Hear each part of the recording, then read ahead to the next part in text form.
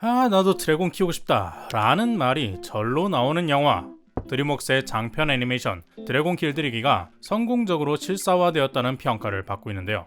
전통적인 바이킹의 이미지를 빌려오던 만화와 다르게 다양한 인종이 섞인 설정으로 바뀐 것 등 몇 가지 외에는 원작 애니메이션과 거의 일치하는 작품이었습니다. 놀랍게도 애니메이션의 감독인 딘 데블로이스가 그대로 실사화 연출을 맡았죠. 감독이 이전에 실사화에 대해 부정적인 반응을 보였던 적이 있어서 의외의 행보라는 반응도 있는데요.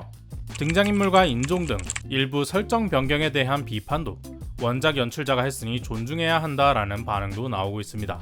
감독은 인물의 외형이 아니라 캐릭터성을 살린 것이라 대응했는데요. 사실 이 시리즈의 진짜 주인공은 드래곤이기 때문에 가장 중요한 매력은 잘 지켜낸 것 같습니다. 그래서 인간 위주의 초반 빌드업은 다소 루즈하게 느낄 수 있지만 본격적인 라이딩 씬이 나오는 순간 실사화의 이유를 알 수 있게 되죠. 드래곤 길들이기 시리즈는 우리에게는 애니메이션으로 더 유명하지만 사실 진짜 원작은 영국의 아동소설입니다. 크래시 다코엘 작가가 쓴 동명의 소설이 12권까지 나와 완결되었죠. 다만 드래곤의 이름이나 등장인물, 섬의 이름, 버크 같은 일부 설정만 가져왔고 자세한 스토리는 많이 다른데요.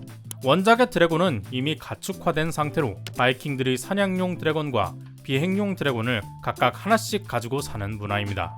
하지만 애니메이션에서는 두 종족의 대립과 화합을 보여주며 세대 갈등, 혐오, 평화의 메시지를 담아내고 있죠. 그렇기에 주인공 히컵은 이 모든 걸 한 번에 보여주는 인물인데요. 히컵은 딸꾹질이라는 뜻이죠. 실사 영화에서 생략되었지만 그의 이름은 드래곤을 겁주기 위해 지어졌다고 합니다. TV판에서 언급되기를 한 배에서 난 동물의 새끼들 중 가장 허약한 녀석을 히컵이라고 부른다고 하는데요. 허약한 아이를 괴물들로부터 보호하는 주술적 의미를 담은 이름으로 해석된다고 합니다. 혐오의 가장 근원적인 감정은 잘 모르는 상대에 대한 두려움이죠. 히컵은 드래곤에 대한 두려움이 낳은 이름입니다. 또한 기성세대가 가진 두려움을 다음 세대에 그대로 대물림하는 상징이기도 한데요. 마찬가지로 히컵의 파트너가 되는 투슬리스, 나이트 퓨리는 베일에 쌓인 존재입니다. 어두운 밤에 날아다니는 까만 용이라서 외모와 특징이 하나도 밝혀지지 않은 개체죠. 가장 알려진 것이 없기에 가장 두려운 용인데요. 알고 보면 댕댕이 같기도 냥이 같기도 한 귀엽고 사랑스러운 존재죠. 투슬리스의 이름은 이빨이 없다는 의미입니다. 물론 감추고 있을 뿐이죠. 반면 원작 소설에서는 원래 이빨이 없습니다. 나이트 퓨리 종이 아니라 커먼 가든이라는 종인데요.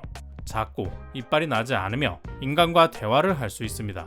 여기서도 히컵은 허약한 체질이죠. 그는 드래곤을 제압하는 게 아니라 설득과 타협으로 길들이고 사냥을 연습합니다. 만화와 영화에서는 원작에는 없던 새로운 종, 강력하고 무서운 나이트 퓨리로 설정되었죠. 대신 꼬리에 심각한 부상을 입어 히컵의 도움을 받게 되는데요. 히컵은 엄마를 드래곤에게 잃었기 때문에 그들에 대한 분노는 태생적입니다. 하지만 막상 무방비의 드래곤을 마주하자 동정심이 일어 망설이게 되죠. 혐오하던 상대에 대한 두려움이 연민의 감정으로 사라지는 순간입니다. 잘 모르기에 두려워하던 상대는 그 연약함을 들여다보는 걸 시작으로 점차 많은 것을 알아가면서 두려움이 친근함으로 혐오가 우정으로 변해갑니다. 예고편에도 나온 둘의 첫 터치는 원작에서도 매우 감동적인 장면이죠. 재미있는 것은 이때 투슬리스가 멈칫하는 건 사실 그래픽의 시스템 오류였다고 합니다. 덕분에 더 감동적인 느낌을 주었죠. 투슬리스의 이름은 그대로지만 설정이 바뀐 건 중요한데요. 이빨이 없어서 아예 위협이 되지 않는 것과 이빨을 숨길 수 있어 친근한 면이 드러나는 것은 차이가 있다고 생각합니다. 원작은 애초에 온순한 종류의 드래곤인 반면 애니에서는 무섭고 강력한 존재로 변경되었죠. 바이킹과 드래곤의 이미지도 그렇습니다. 어느 한쪽이 압도하거나 지배적이지 않은 라이벌로 둘 다 강하고 멋있는 이미지를 가지고 있죠. 그래서 두 주인공 히컵과 투슬리스에게는 이런 이미지를 벗어나는 친근함이 필요합니다. 호전적이지 않은 성격의 히컵과 이빨을 감출 수 있는 투슬리스가 두 종족 최초의 친구가 될 수 있었던 이유죠. 다만 두 사람이 가까워지는 계기는 그리 평화로운 사건은 아니었습니다. 드래곤이 마을을 습격했고 히컵이 새로운 무기로 대응하는 과정에서 투슬리스가 꼬리에 부상을 입었죠. 그를 찾아 나선 히컵의 목적도 나이트 퓨리를 죽이는 것이었습니다. 자신이 입힌 부상인데 날개를 만들어 달아주는 건 다소 일방적인 관계처럼 보일 수 있죠.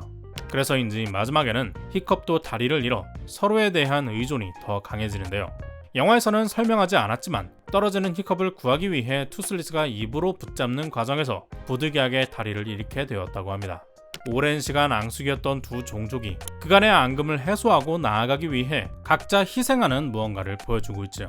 실사화에서 중요하게 달라진 점은 인간 캐릭터들의 변화인데요.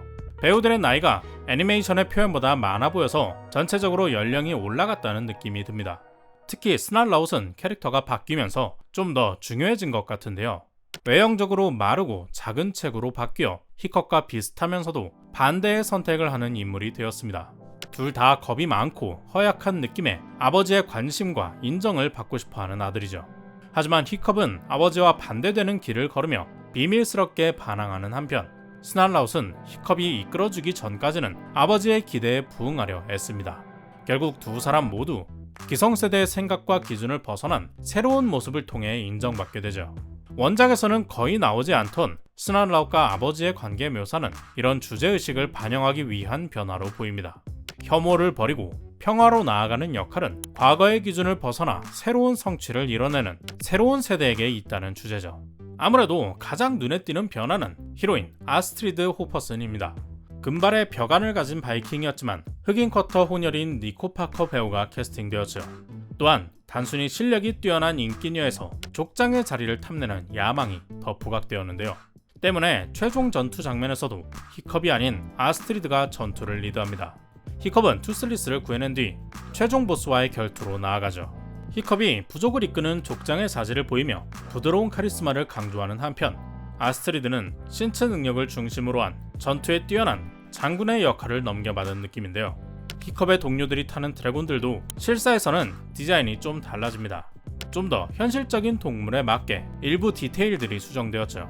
하지만 시리즈의 상징이자 슈렉의 뒤를 잇는 드림웍스의 마스코트인 나이트 퓨리, 투슬리스는 거의 변하지 않았는데요.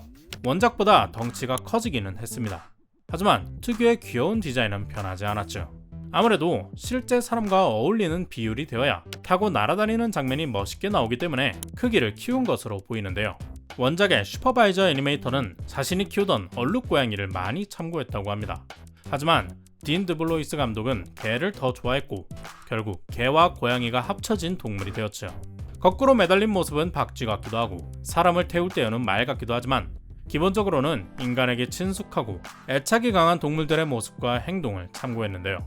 투슬리스의 귀여움과 친근함이 혐오를 이겨내는 영화의 설득력에 아주 중요했기 때문이겠죠. 어두운 밤하늘을 날아다니며 서로를 공격할 때에는 알 수 없었던 매력입니다. 비록 상처 입었기 때문에 가능했지만 밑으로 내려와 마주하고 칼과 이빨을 걷어야 알 수 있던 매력이죠.